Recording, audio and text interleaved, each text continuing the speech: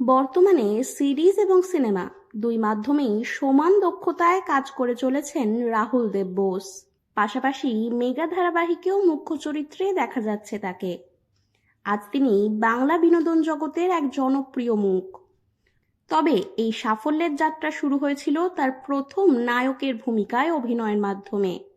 আর সেই প্রথম সুযোগটির নেপথ্যে ছিলেন সুদীপা চট্টোপাধ্যায়। শুধু প্রথম কাজের সুযোগই নয়, এরপর জীবনের নানা গুরুত্বপূর্ণ মুহূর্তে সুদীপা ছিলেন রাহুলের পাশে। আজ রবিবার, সুদীপা চট্টোপাধ্যায়ের জন্মদিন।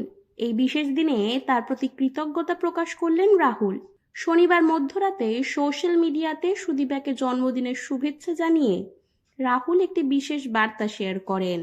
সুদীপার সঙ্গে একটি ছবি পোস্ট করে তিনি লেখেন, আপনারা যে এখন আমাকে পর্দায় হিরো হিসেবে দেখছেন, সেটা শুধু এই মানুষটার জন্যই। সুদীপাদি আমার মধ্যে কি দেখেছিলেন কে জানে। তিনি হয়তো আমার মধ্যে এমন একজনকে খুঁজে পেয়েছিলেন যার মধ্যে হিরো হওয়ার সম্ভাবনা ছিল।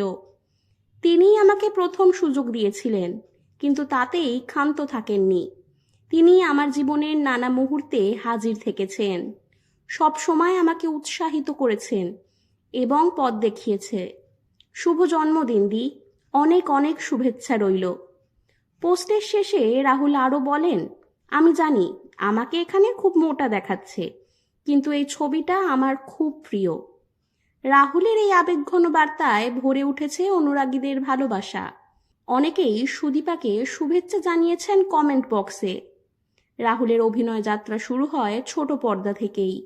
তার প্রথম ধারাবাহিক ছিল বাজলো তোমার আলোর বেনু, যেখানে তাকে নায়কের ভূমিকায় দেখা যায়। এই মেগা সেই সময় যথেষ্ট জনপ্রিয়তা লাভ করেছিল। উল্লেখযোগ্যভাবে এই ধারাবাহিকেরই দেখভাল করেছিলেন সুদীপা চট্টোপাধ্যায়। বর্তমানে রাহুল অভিনয় করছেন জি বাংলার জনপ্রিয় ধারাবাহিক দুর্গামণি ও বাগমামাতে।